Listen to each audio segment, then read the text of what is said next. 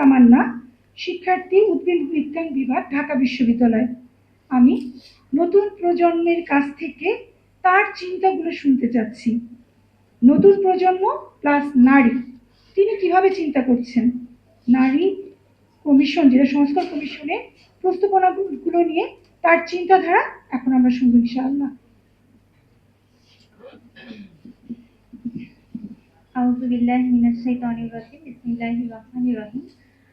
আপনারা সকলেই অবগত আছেন নারী সংস্কার কমিশন কর্তৃক যে প্রতিবেদন প্রকাশিত হয়েছে সেখানে নারী সমাজের অধিকাংশই মত প্রকাশের সুযোগ পায়নি। বাংলাদেশ পেশাজীবী মহিলা ফোরামকে অনেক অনেক ধন্যবাদ জানাচ্ছি আমাকে আমার মত প্রকাশের সুযোগ করে দেওয়ার জন্য। আমি নারী সংস্কার কমিশনের প্রতিবেদনের উপর আমার কিছু মতামত উপস্থাপন করব। আমি মূলত তিনটি বিষয়ে ফোকাস করতে চাচ্ছি। প্রথম বিষয়, প্রতিবেদনের 34 নম্বর পৃষ্ঠায় নারী সংস্কার কমিশন দাবি করেছেন বাংলাদেশের সংবিধানের 39-এর 2 নম্বর অনুচ্ছেদে শালীনতা ও নৈতিকতা এই দুইটি শব্দ বাদ দিয়ে দিতে। আমি তীব্র বিরোধিতা করছি তাদের এই সুপারিশের। আমরা যদি সংবিধানের এই অনুচ্ছেদটি দেখে আসি, সংবিধানের 39-এর 2 নং অনুচ্ছেদে বলা হয়েছে, রাষ্ট্রের নিরাপত্তা, বিদেশি রাষ্ট্রসমূহের সহিত বন্ধুত্বপূর্ণ সম্পর্ক, জনশৃঙ্খলা, শালীনতা ও নৈতিকতার স্বার্থে কিংবা আদালত অবমাননা, মানহানি বা অপরাধ সংঘটনে প্ররোচনা সম্পর্কে আইনের দ্বারা আরোপিত যুক্তিসঙ্গত বাধা নিষেধ সাপেক্ষে। এখানে উল্লেখ হচ্ছে এই অনুচ্ছেদটি চিন্তা ও বিবেকের স্বাধীনতা এবং বাক স্বাধীনতার ক্ষেত্রে আরোপিত হয়েছে। আমি নারী সংস্কার কমিশন যেটা বলতে চাচ্ছে যে আমাদের চিন্তা ও বিবেকের স্বাধীনতা এবং বাক স্বাধীনতার ক্ষেত্রে শালীনতা এবং নৈতিকতা কোনো ফ্যাক্ট না। আমরা যদি আমাদের চিন্তা এবং বাক স্বাধীনতায় শালীনতা এবং নৈতিকতার চর্চা না করি তাহলে বিশেষ কোনো সমস্যা নেই। এবং আমরা যদি আমাদের চিন্তা এবং বাক স্বাধীনতায় শালীনতা নৈতিকতা পরিপন্থী কোনো কাজ করে থাকি তাহলে সংবিধান আমাদের বিরুদ্ধে কোনো যুক্তিসঙ্গত বাধা নিষেধ আরোপ করতে পারবে না। এটার সাথে আমি তীব্রভাবে বিরোধিতা পোষণ করছি। আমরা জানি যে প্রত্যেকটা সমাজে, প্রত্যেকটা পরিবারে, রাষ্ট্রে শালীনতা এবং নৈতিকতার ভিন্ন ভিন্ন স্ট্যান্ডার্ড আছে। কিন্তু আমরা যদি সাধারণভাবে শালীনতা এবং নৈতিকতাকে সংজ্ঞায়িত করতে চাই, যা ভালো, যা উত্তম, যা গ্রহণীয়, তাই হচ্ছে শালীনতা এবং নৈতিকতা। আর যে স্ট্যান্ডার্ডটা বর্জনীয়, অনুত্তম, সেটাই হচ্ছে অশালীন, অনৈতিক। তো নারী সংস্কার কমিশনের মতে আমরা যদি শালীনতা এবং নৈতিকতাকে কোনো ফ্যাক্ট হিসেবে না ধরি তাহলে কি হবে?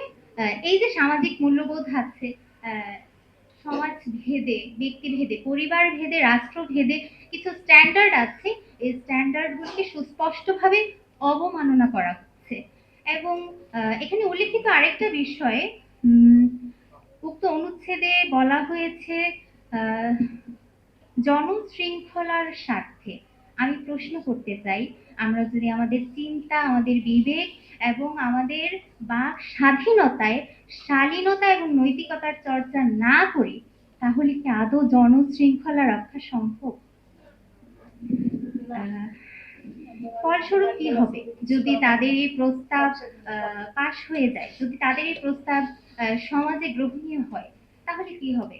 আমাদের যে সামাজিক মূল্যবোধ আছে, সামাজিক মূল্যবোধের অবক্ষয় হবে, পারস্পরিক শ্রদ্ধাবোধ বিনষ্ট হবে, পারস্পরিক সম্পর্ক নষ্ট হবে, মানহানির মতো ঘটনা ঘটবে, অশ্লীলতার প্রসার ঘটবে, যা আমাদের সমাজকে কি করে তুলবে? একটা অরাজক অবস্থার মধ্যে নিয়ে যাবে, যেটা কোনোভাবেই কাম্য নয়। সুতরাং আমি আমার অবস্থান থেকে নারী সংস্কার কমিশনের এই সুপারিশটিকে, যে শালীনতা এবং নৈতিকতা শব্দ বাদ দিতে হবে, তীব্র বিরোধিতা করছি এবং নিন্দা প্রকাশ করছি। কারণ এটার ইমপ্লিমেন্ট আমাদের সমাজকে একদম বিশৃঙ্খল অবস্থায় পৌঁছে নিয়ে যাচ্ছে। দ্বিতীয়ত আমি যে বিষয়টির উপর ফোকাস করতে চাচ্ছি, আমার পূর্ববর্তী শ্রদ্ধেয় বক্তারা এই বিষয়টি নিয়ে কিছুটা কথা বলেছেন, আমি তাও আমার মতামত প্রকাশ করছি একজন ছাত্রী হিসেবে।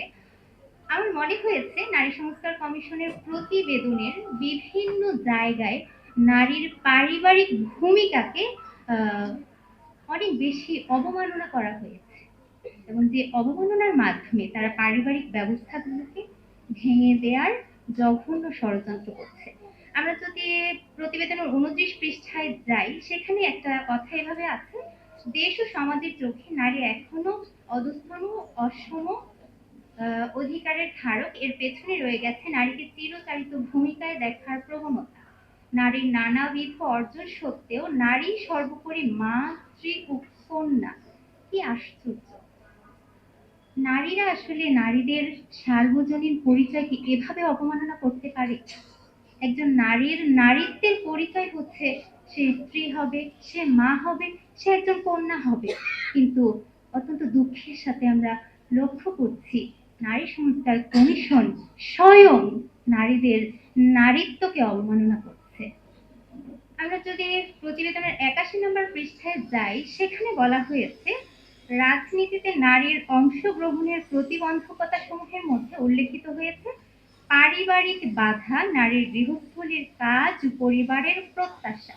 একজন নারী অবশ্যই তার যোগ্যতার বলে প্রয়োজনের সাপেক্ষে রাজনীতিতে অংশগ্রহণ করার অধিকার রাখেন, কিন্তু তার রাজনীতিতে অংশগ্রহণের সাথে তার পারিবারিক ভূমিকাকে কেন সাংঘর্ষিক হিসেবে দেখা হলো? এটা কি সুস্পষ্টভাবে একজন নারীর মনে পরিবার বিমুখ চিন্তা চেতনা ধারণ করার একটি ষড়যন্ত্র নয়? একই পৃষ্ঠায় বলা হয়েছে রাজনীতিতে প্রবেশ করতে পারলেও পারিবারিক ও সামাজিক দায় দায়িত্ব থেকে রেহাই নেই। কি আশ্চর্য কথা! একজন নারী তার যোগ্যতা বলে রাজনীতিতে প্রবেশ করলো, তাই বলে কি তার কোনো পারিবারিক দায়িত্ব নেই, তার কোনো সামাজিক দায়িত্ব নেই? আমাদেরকে তার পারিবারিক সামাজিক দায়িত্ব থেকে মুক্তি দিয়ে দিতে হবে? ধরে নিলাম একজন নারী রাজনীতিতে অংশগ্রহণ করলেন এবং আমরা তাকে তার পারিবারিক এবং সামাজিক দায় দায়িত্ব থেকে মুক্ত করে দিলাম, কিন্তু আমার প্রশ্ন হচ্ছে তিনি যে রাজনীতিতে অংশগ্রহণ করলেন, কিছু যোগ্যতা অর্জন করলেন, কার জন্য কাজ করবেন? তিনি তো সমাজের দায়িত্ব থেকে অব্যাহতি নিলেন, কিন্তু পরিবারের দায়িত্ব থেকে অব্যাহতি নিলেন, তিনি কাজ করবেন কার জন্য?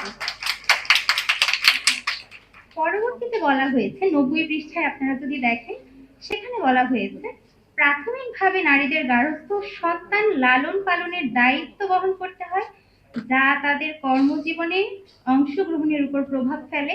122 পৃষ্ঠায় বলা হয়েছে নারীদের যে সামাজিক ও পারিবারিক ভূমিকা পালন করতে হয়, তাতে তারা কর্মক্ষেত্রে পুরুষের তুলনায় কম সময় দিতে পারে। পুরুষের তুলনায় নারীরা অবৈতনিক কাজের জন্য 3 গুণ বেশি সময় ব্যয় করেন। সন্তান লালন পালনের জন্য নারীদের চাকরি থেকে বিরতি নিতে হয় বা অপ্রাতিষ্ঠানিক কাজে যুক্ত হতে হয়। এসব কারণে নারীরা কর্মক্ষেত্রে বা ব্যবসায় পিছিয়ে পড়ে। বারংবার একজন নারীর সন্তান লালন পালনকে তার ব্যবসা, তার রাজনীতি, তার কর্মজীবনের সাথে সাংঘর্ষিক হিসেবে প্রমাণ করার মাধ্যমে একজন নারীর নারীত্বের পরিচয়কে অবমাননা করা হচ্ছে। একজন নারীর বৈশিষ্ট্যই হচ্ছে সে মা হবে, একজন নারীর মহত্ব মা হওয়াতে, কিন্তু এখানে সন্তান লালন পালনকে তার প্রতিবন্ধক হিসেবে দাঁড় করানো হয়েছে। এবং খুব ইন্টারেস্টিং ব্যাপার আমার কাছে মনে হয়েছে, আহ, এখানে তারা বলছেন 122 নং পৃষ্ঠায় যে নারী অবৈতনিক কাজে পুরুষের চেয়ে 3 গুণ বেশি সময় ব্যয় করে। অর্থাৎ নারী সংস্কার কমিশন স্বয়ং নারী হয়ে নারীদের কাজকে অবৈতনিক হিসেবে আখ্যায়িত করছে, নারীদের কাজকে অপ্রতিষ্ঠানিক হিসেবে আখ্যায়িত করছে। আমার দেখা মতে বাংলাদেশের নারীদের কমন সমস্যা বা কমন অভিযোগ যেটা, তারা সারাদিন বাসায় কাজ করেন, দিন শেষে স্বামীরা বাসায় ফিরে বলে সারাদিন কি করে, মানে স্বামীরা তাদের কাজের মূল্যায়ন করে না। আমার প্রশ্ন হচ্ছে নারী সংস্কার কমিশন স্বয়ং নারী হয়ে নারীর পারিবারিক কাজকে যদি মূল্যায়ন করতে না পারে, একজন পুরুষ কেন নারীর কাজকে মূল্যায়ন করবে? আমার কথা হচ্ছে নারীদেরকে আগে নিজেদের কাজকে মূল্যায়ন করতে পারতে হবে, তাহলেই পুরুষেরা নারীর কাজকে মূল্যায়ন করবে। আমরা যদি 127 নম্বর পৃষ্ঠার দিকে তাকাই, সেখানে বলা হয়েছে গৃহকর্ম ও পরিচর্যার কাজের বোঝা কমাতে এবং তা নারী পুরুষের মাঝে সমানভাবে বন্টন করতে পদক্ষেপ নেওয়া প্রয়োজন। দুঃখজনকভাবে সত্যি, নারীরাই নারীদের কাছে বোঝা হিসেবে পেশ করছে। এবং খুব ইন্টারেস্টিং লাগলো যে বিষয়টা, আমরা দেখেছি যে 81 নম্বর পৃষ্ঠায় বলা হয়েছে নারীরা রাজনীতিতে অংশগ্রহণ করলে তাদের সামাজিক এবং পারিবারিক দায় দায়িত্ব থেকে তাদের রেহাই নেই। নারী সংস্কার কমিশন চাচ্ছে নারীরা রাজনীতিতে অংশগ্রহণ করলে বা বাহিরে কাজ করলে নারীরা যেন তাদের পারিবারিক সামাজিক দায় দায়িত্ব থেকে মুক্ত হয়, কিন্তু এই সংস্কার কমিশন চাচ্ছে পুরুষদেরকে ঘরের কাজকর্মে বাধ্য করতে। কতটা হাস্যকর, যেটা কখনোই গ্রহণীয় হতে পারে না। পরবর্তীতে 163 পৃষ্ঠায় যে বিষয়টা এসেছে, এভাবে বলা হয়েছে সহিংসতার শিকার নারীদের নিয়ে সংবাদ বা অন্যান্য যে কোনো উপস্থাপনায় ভাষার ব্যবহারে সতর্ক থাকা, জেন্ডার স্টেরিওটাইপ আচরণ যেমন ঘরের কাজ নারীর অথবা নারীরা ধূমপান করে না এ ধরনের উপস্থাপনা করা থেকে দূরে থাকা। এখানে ওনারা একটা শব্দ চয়ন করেছেন, জেন্ডার স্টেরিওটাইপ। আমরা সবাই জানি জেন্ডার স্টেরিওটাইপ একটি সামাজিক সমস্যা। হ্যাঁ, তো ওনারা এখানে বলছেন ঘরের কাজ নারীর, এটা জেন্ডার স্টেরিওটাইপ। ওনারা কি পরোক্ষভাবে এটাই প্রমাণ করতে চাচ্ছেন নারী ঘরের কাজ করবে আর এটা একটা সামাজিক সমস্যা? বিষয়টা খুবই আশ্চর্যজনক না? যেটা কোনোভাবেই আসলে গ্রহণীয় নয়। এই যে তাদের প্রস্তাবনাগুলো, এর মাধ্যমে আমরা আসলে সুস্পষ্টভাবে বুঝতে পারছি নারীকে তাদের পারিবারিক কাজ থেকে দূরে সরানো, পারিবারিক কর্মক্ষেত্র থেকে বিরূপ একটা মনোভাব তৈরি করার ষড়যন্ত্র সূক্ষ্মভাবে তারা করেছেন, যেটা তীব্র বিরোধিতা আমি আমার অবস্থান থেকে করছি। সর্বশেষ আমি যে বিষয়টি নিয়ে কথা বলতে চাচ্ছি সেটা হচ্ছে অবাধ ব্যক্তি স্বাধীনতা। ইতিপূর্বে আপনারা এই বিষয়টা নিয়ে শুনেছেন সামান্য। আহ, আমরা জানি যে স্বাধীনতা চর্চার একটা পরিধি থাকে, সেটা যে কোনো স্বাধীনতাই হোক না কেন, কিন্তু নারী সংস্কার কমিশন চাচ্ছে নারীদের অবাধ স্বাধীনতা, যেটা যৌক্তিকতা পরিপন্থী দাবি। 105 নম্বর পৃষ্ঠার 10ম অধ্যায়ের শিরোনাম শরীর আমার সিদ্ধান্ত আমার। ইতিপূর্বে আলোচনা হয়েছে, আমি আরো একটু বলতে চাচ্ছি, আসলেই শরীর আমার, আসলেই কি সিদ্ধান্ত আমার? আমি একজন বিশ্বাসী নারী হিসেবে তীব্রভাবে তাদের এই শিরোনামের সাথে মতানৈক্য প্রকাশ করছি। আমার বিশ্বাসের সাথে তাদের শিরোনাম সাংঘর্ষিক, কারণ আল্লাহ রাব্বুল আলামিন সূরা তাওবার 111 নম্বর আয়াতে সুস্পষ্টভাবে বলেছেন, ইন্নাল্লাহা আশতারা মিনাল মুমিনিনা আনফুসাকুম ওয়া আমওয়ালাহুম বিআন্না লাকুমুল জান্নাহ। নিশ্চয়ই আল্লাহ মুমিনদের জান ও মাল জান্নাতের বিনিময়ে কিনে নিয়েছেন। আমি একজন বিশ্বাসী নারী হিসেবে বিশ্বাস করি আল্লাহ রাব্বুল আলামিন আমার শরীরের, আমার জীবনের প্রকৃত মালিক। তিনি প্রকৃত মালিক হওয়া সত্ত্বেও আমার উপর দয়া করে, মায়া করে আমার শরীর, আমার জীবন কিনে নিয়েছেন। কিসের বিনিময়ে? জান্নাতের বিনিময়ে। এবং অত্যন্ত দয়া পরবশ হয়ে তার কিনে নেওয়া জিনিসই আমার কাছে রেখেছেন আমানত হিসেবে। আমার বিশ্বাস অনুযায়ী আমার শরীর আমার আমানত, এবং যেহেতু আমার শরীর আমার আমানত, আমার আমানতকে আমি আমার নিজের ইচ্ছে মতো কখনোই ব্যবহার করতে পারবো না, কখনোই আমি আমার নিজের সিদ্ধান্ত মতো চলতে পারবো না। পরবর্তীতে গুরুত্বপূর্ণ একটি বিষয় 165 নম্বর পৃষ্ঠায় বলা হয়েছে, গণমাধ্যমের সকল ক্ষেত্রে নারীর বৈচিত্র্যময় উপস্থিতি ও ইতিবাচক চিত্রায়ন নিশ্চিত করতে হবে, কিন্তু নারীর বৈচিত্র্যময় উপস্থিতির নির্দিষ্ট সংজ্ঞায়ন নারী সংস্কার কমিটি করেননি। আমরা বৈচিত্র্যময় উপস্থিতিকে বিভিন্নভাবে সংজ্ঞায়িত করতে পারি। হতে পারে একজন নারী অশালীন ভঙ্গিতে, অশালীন পোশাকে গণমাধ্যমের সামনে নিজেকে পেশ করেছে। হতে পারে একজন নারী এমনভাবে গণমাধ্যমের সামনে এসেছে যে ট্রান্সজেন্ডারকে প্রমোট করছে, সমকামিতাকে প্রমোট করছে। হ্যাঁ, এ ধরনের বৈচিত্র্যময় উপস্থিতি ধর্মীয় দৃষ্টিকোণ থেকে নিষিদ্ধ তো বটে, সামাজিক দৃষ্টিকোণ থেকে অগ্রহণযোগ্য। কিন্তু নারী সংস্কার কমিশন এ ব্যাপারে নির্দিষ্ট কোনো নীতিমালা দেননি এবং যে বিষয়গুলো অগ্রহণযোগ্য সেগুলোকে নিষিদ্ধ করেননি। আমরা ধরে নিতে পারি এই বিষয়গুলো আহ, তাদের নীতিমালার অন্তর্ভুক্ত এবং পরবর্তীতে আশ্চর্যজনকভাবে তারা বলছেন যে এই অগ্রহণযোগ্য বিষয়গুলোকে ইতিবাচক ভাবে চিত্রায়ন করতে। কতটা অযৌক্তিক বিষয়। এবং নারীর অবাধ স্বাধীনতার আরো কিছু বিষয় পূর্ববর্তী বক্তারা বলে গিয়েছেন, সেই বিষয়গুলো আমি পেশ করছি না। কিন্তু আমার প্রশ্ন হচ্ছে, আপনারা নারীদেরকে যে অবাধ স্বাধীনতা দিচ্ছেন, অবাধ স্বাধীনতার সুযোগ নিয়ে একজন নারী যে স্বেচ্ছাচারী হয়ে উঠবে না তার গ্যারান্টি কি?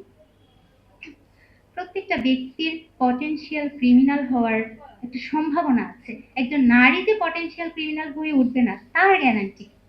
সর্বোপরি আমি সামারি করতে চাই, নারী সংস্কার কমিশনের যে সুপারিশগুলো আছে, যে প্রস্তাবনাগুলো আছে, সেগুলো একদিক দিয়ে যেমন নারীকে অবাধ স্বাধীনতা দিচ্ছে, অপর দিক দিয়ে তারা পারিবারিক ব্যবস্থাকে ভাঙার ষড়যন্ত্র করছে, অপর দিক দিয়ে তারা শালীনতা এবং নৈতিকতাকে নিষিদ্ধের মাধ্যমে সমাজে অশ্লীলতার প্রচার প্রসারে প্রমোট করছে।